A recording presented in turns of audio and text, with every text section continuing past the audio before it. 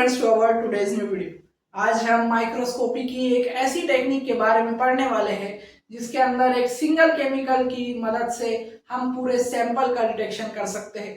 और ये sample viral हो, बैक्टीरियल हो, चाहे कोई भी सैंपल हो जिसके ऊपर एंटीजन प्रेजेंट है, हम इस रिएक्शन की मदद से, एक बाइंडिंग की मदद से, एक फ्लोरोसेंस फिनोमिना की मदद से डिटेक्शन कर सकते हैं। और ये बहुत ही फेमस टेक्निक है, इसे हम सब इम्यूनोफ्लोरोसेंस माइक्रोस्कोपी टेक्निक के नाम से जानते हैं। ये टेक्निक के बारे में आज हम स्टार्ट करने वाले हैं और सबसे पहले इसके नाम में ही इसका पूरा प्रोसेस छुपा है स्टूडेंट। तो सबसे पहले हम इसका नाम ही देखते हैं, इम्यूनोफ्लोरोसेंस। तो इम्यूनो से यहाँ पर मेरा मतलब है यहाँ पर होने वाली है एंटीजन एंटीबॉडी की रिएक्शन, और फ्लोरोसेंस से यहाँ पर फ्लोरोफोर का यूज कर फ्लोरोसेंस फिनोमिनन को चेक किया जाएगा। और ये दोनों की कॉम्बिनेशन से माइक्रोस्कोपी के यूज से हम एक सैंपल के सरफेस का एंटीजन डिटेक्ट करने वाले हैं। वो सैंपल वायरल भी हो सकता है, बैक्टीरियल भी हो सकता है, या दूसरा कोई सैंपल। तो स्टूडेंट्स, देर ना करते हुए स्टार्ट करते हैं हमारा इम्यूनोफ्लोरोसेंस का वीडियो।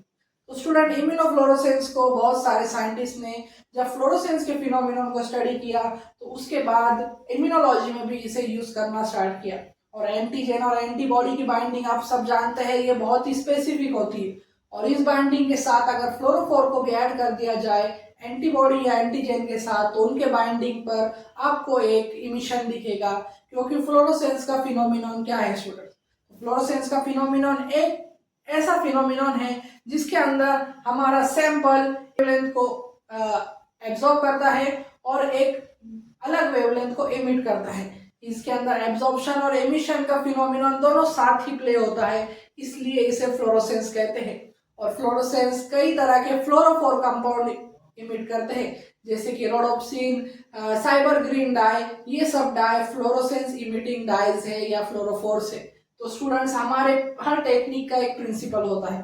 तो इस इम्यूनोफ्लोरोसेंस की टेक्निक का प्रिंसिपल क्या है? हमारा फ्लोरोसेंस का फिनोमिनन कि हम यूवी लाइट को यूज करते हैं जो एक वेवलेंथ इमिट करेगी और हमारा सैंपल उस वेवलेंथ को एब्जॉर्ब कर एक अलग वेवलेंथ को इमिट करेगा, और इसे हम फ्लोरोसेंस कहते हैं।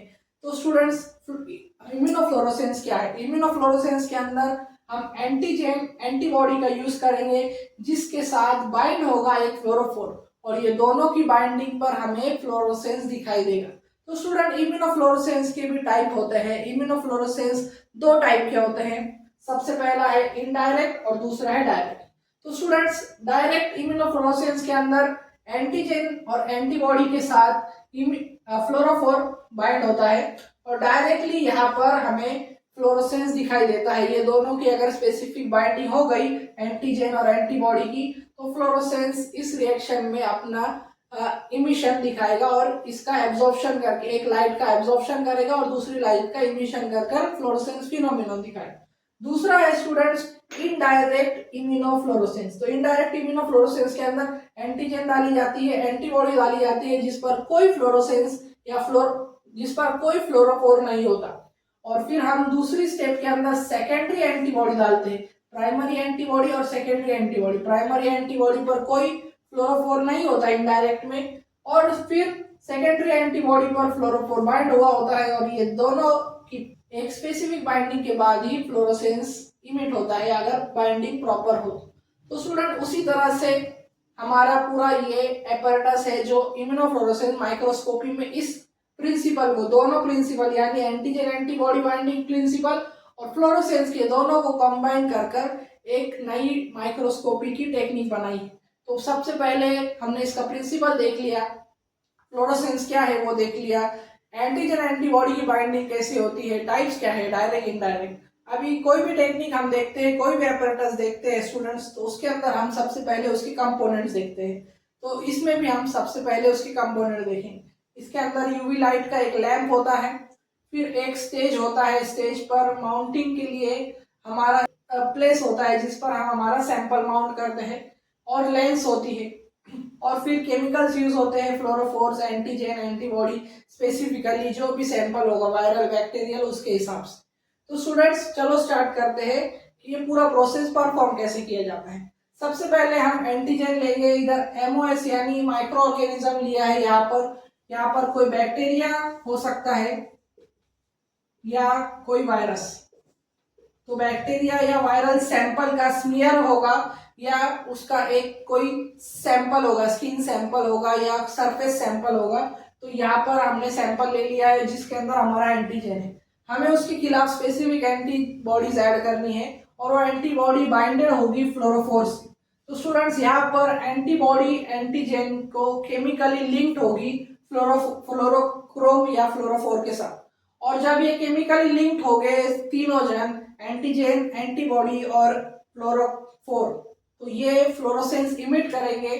और यहाँ से फ्लोरोसेंस इमिट कैसे होगा, क्योंकि नीचे हमारा यूवी लैंप लगा है स्टूडेंट्स, तो यूवी लैंप एक वेवलेंथ छोड़ेगा, एक वेवलेंथ इमिट करता रहेगा।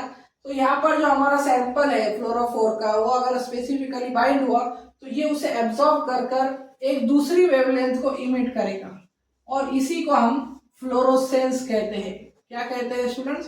फ्लोरोसेंस। तो फ्लोरोसेंस को हम यहाँ पर हमारे आई पीस से यानी लेंस से, यहाँ पर हमारी आंखों से इसे डिटेक्ट कर पता लगाएंगे कि ये सैंपल के अंदर वो वायरल है कि नहीं, क्योंकि स्पेसिफिक बाइंडिंग होगी, क्योंकि हमने स्पेसिफिक एंटीबॉडी डाली है। तो स्पेसिफिक बाइंडिंग यानी वो सैंपल प्रेजेंट है और फ्लोरोक्रोम की मदद से हमें वो दिखाई भी दे रहा है। हम इसे कहते हैं इम्यूनोफ्लोरोसेंस माइक्रोस्कोपी। यानी हमें विजुअलाइजेशन भी हो गया कि एंटीबॉडी एंटीजन रिएक्शन हुआ है और उस सैंपल के अंदर हमारा एंटीजन प्रेजेंट है जो हमने स्पेसिफिकली एंटीबॉडी उसके खिलाफ डाली थी। तो स्टूडेंट्स हमारा जो इम्यूनोफ्लोरोसेंस की टेक्निक है वो दो टाइप की हमने देखी है, इनडायरेक्ट और डायरेक्ट। तो student direct immunofluorescence mainly viruses के लिए यूज किया जाता है, मेनली रेबीज वायरसेस के लिए।